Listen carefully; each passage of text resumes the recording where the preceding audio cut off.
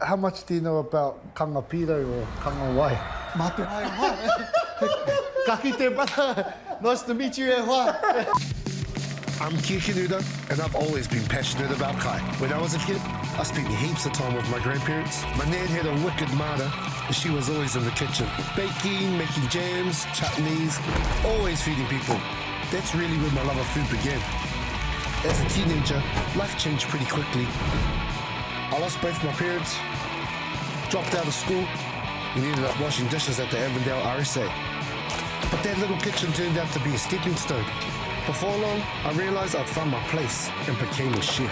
The kitchen gave me something I needed: healing, connection, and purpose. Like a lot of us, I'm still on my own haringa, working out what it means to be Māori to me. People see the mataora and think they've got me figured out.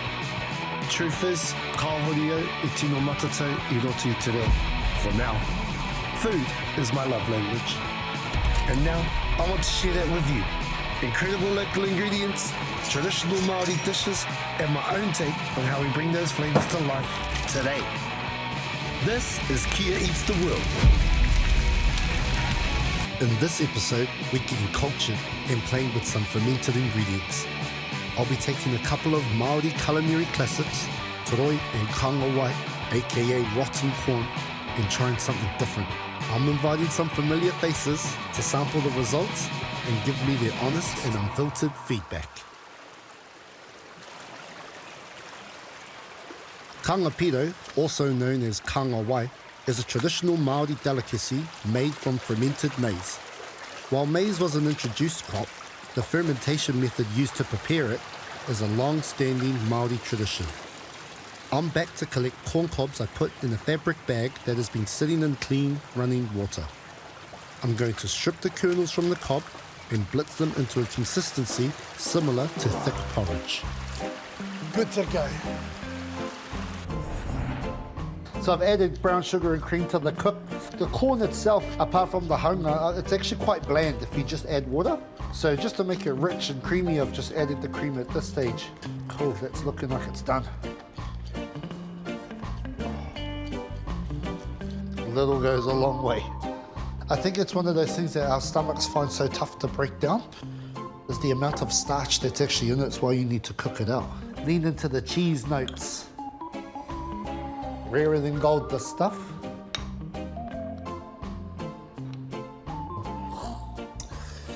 Yeah, glad it's not smell-o-vision.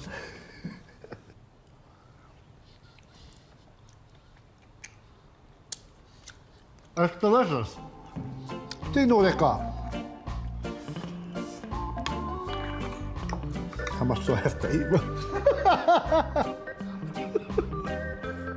This dish actually deserves more respect. It's a comfort food for a lot of our elders. They grew up with less. It's only been looked at as something that's quite stinky, quote-unquote peasant food, or something that people who are struggling eat, when it's actually people that are living in connection to their whenua the whole way. If you're from somewhere and your kai is being steeped in your awa 4 months, the corn was grown on your whenua, some of it might have been taken from you, and then you've been able to reclaim it. It's an acquired taste, for sure, but it is yum.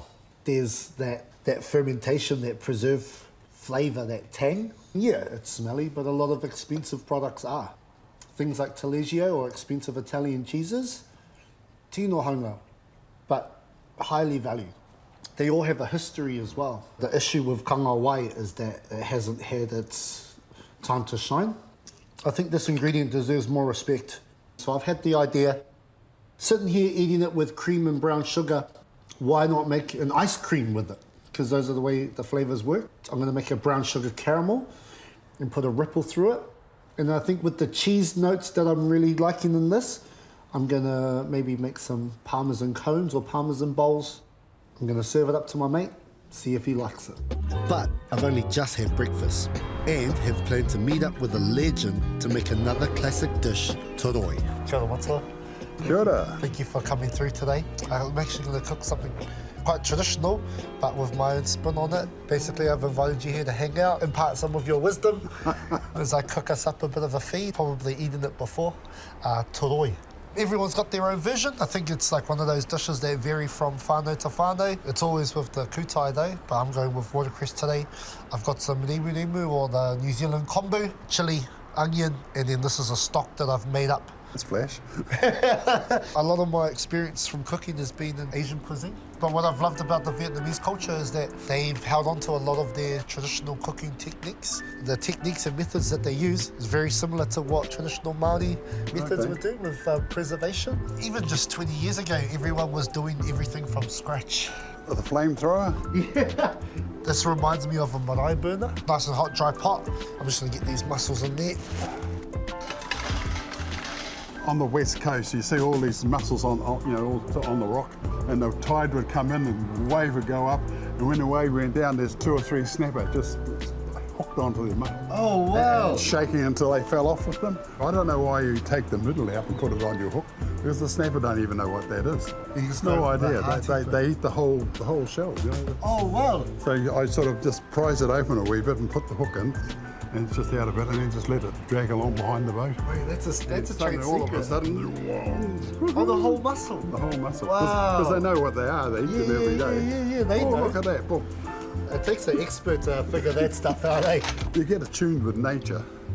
These fish are eating that, so how can I put that on my hook? Oh, I've asked you to please chuck some of these mussels for me. Do you do the rotten corn thing? I had kānga for breakfast. So did I. Oh, did you? Yeah, I did. Amazing. I'm definitely into the kānga and the kānga pirau. Good on you. There's a lot of old wisdom that's actually lost now because the convenience of modern day life has kind of taken the hard work out of our hands. It's not in the supermarket. What happens? Oh.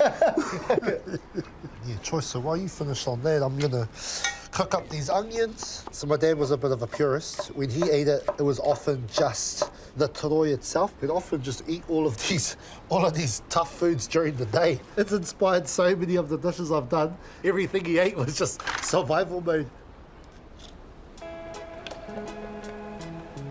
There's something special about that. Some of the things I used to be really embarrassed about, like in Te Ao Māori, everyone has 10 yarns like that, eh? In the pot, I've got just the onions, this pickle liquid that I've made, and the watercress, and I'm just cooking that out, basically. So this is your magic sauce that's cooking it. Oh, yeah. Little bit, yeah. Well, I kind of made that off camera. That's actually based on the Vietnamese dipping sauce. Yeah, rice vinegar, fish sauce, and then I've used mussel stock, a little bit of sugar, some of the kombu in there. I measure with my heart, firstly, so I could never tell you. Exactly. I couldn't tell you how much of anything was in it. My old man would shuck his mussels, bit of vinegar, and the bottle lived in the car, bit of onions, and he'd often get used puha that he would just find on the side of the road. He was raised on that. That was normal. That was normal. It was like wheat bix in the morning. Yeah. Exactly right. And you have what's called a dropper rig, which is a sinker on the bottom and a line stuck out and a line stuck out with a hook and a hook. So a couple of baits, and you drift along. All of a sudden, you get a bite. Bang, bang. The line goes, and the fish are doing this. So you grab the end of your line, cut it. So now you've got these fish on your hand, and you put your rod over there, blow up a balloon, tie it on the end, stuck it back in the water, and the balloon will go like that for a minute or two while they're trying to get to the bottom, but they can't. Then they think, oh, where are all our mates? Oh, there they are. And the balloon off it goes towards the school. So you wow. sit by your balloon for half an hour, you got all the fish you want, you pull these 2 up, let them go, and that's a Billy Ho fish finder. Thank you. And that's pattern today, you pattern. This is nearly ready to go. And then I like to leave some raw and add that in the end. It looks quite traditional, but you know, I've got the onions, I've got the chili, I've got some pink peppercorns in there.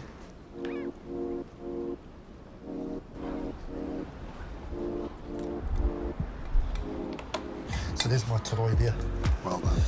Getting started. And now I'm just going to top the pickle up. With the secret. Yeah, with the secret sauce.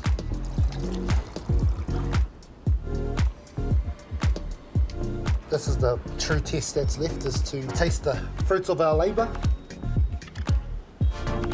Yeah, this is a bit fancier than how my old man would do it. Be brutally honest. Brutally honest. I can take it. Okay. Well, it all fits into my mouth. That's a good start.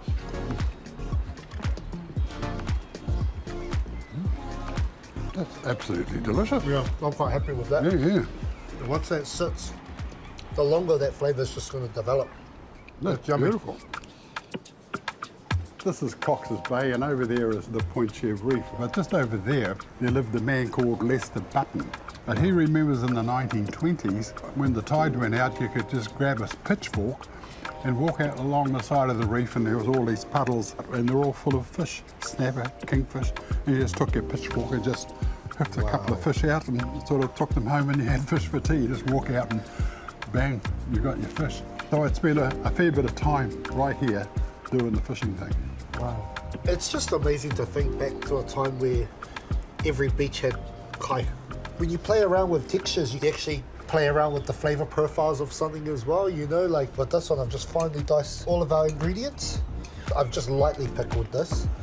And we're going for like a tartare version, but my version is, yeah, just that, just stuffing that. Away you go. But with this one, this is a little harakeke flaxseed wafer that I made. These are really cool because all I did was add water to them. And then just got a little bit of that. Just like that. Onion shard.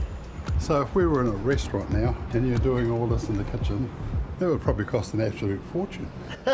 No, well, I did everything I could to keep the prices down in my restaurant. Right. One of the reasons why my restaurant did so well is because I made sure that it was accessible to everybody. Yeah, yeah. Going out to eat, it's a luxury, you know? A little piece of joy. Exactly right.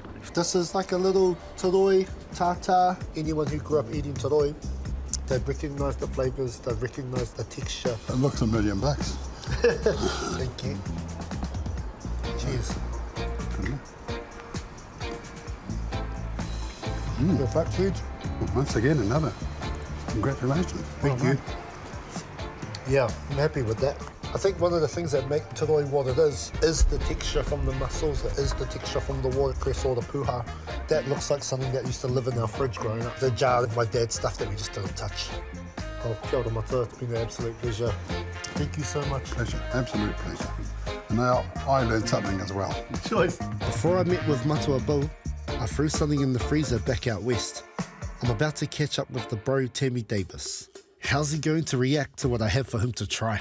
Kia ora, my bro. Thank you for coming through. Yeah, Māori ora. How familiar are you with like the hati te ao Māori kai? For me, I eat most things. Choice. Like, you know, kai moana, I will eat hangi and everything, bro. I'm down for whatever. What I've done today, bro. I haven't stitched you up completely. How much do you know about kānga pirau or kānga wai? Mate mai o mai.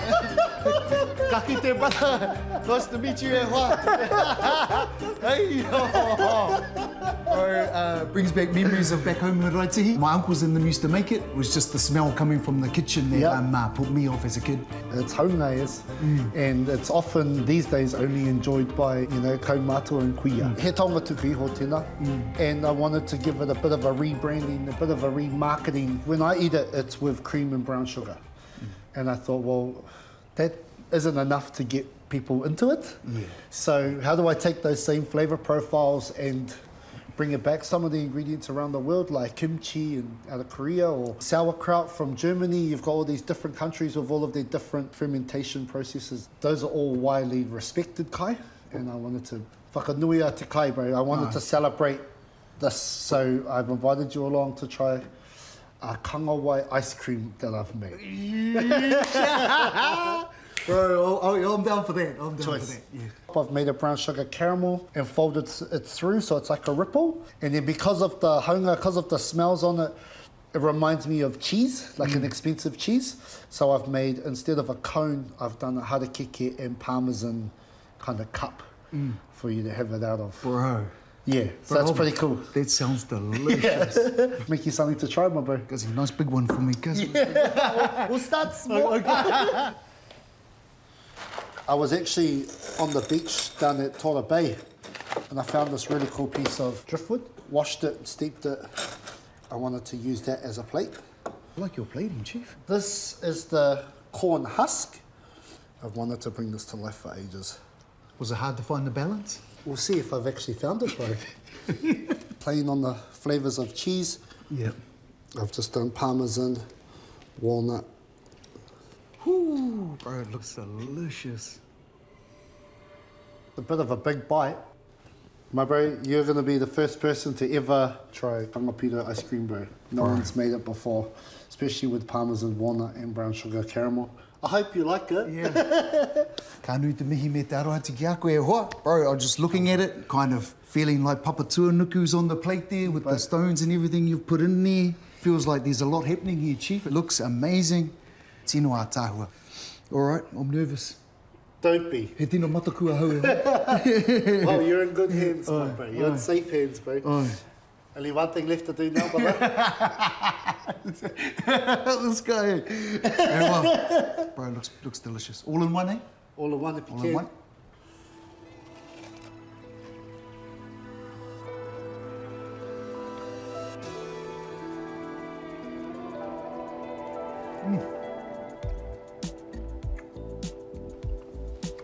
I'm nervous. Bro, nailed it. It's cool, eh? Nailed it. Thank you, bro. You know, at first I was a little bit nervous because of the kānga pirau aspect of it. Yeah. Bro, that is delicious. It's not overwhelming. Nah, it's still there. And it's still there. It's the parmesan cheese, the walnuts, bro. Oh, man. Because of the corn kernels, when you have it as porridge, the corn kernels are another texture in it. The toasted harakeke, those seeds are almost like popcorn. Te tahi anō? Yeah, bro. But bro, making it accessible is amazing. I like the way you're taking humble kai and remixing it, putting it where it should be, bro, which is hard. up on Hard tier out. with everything else that's out there.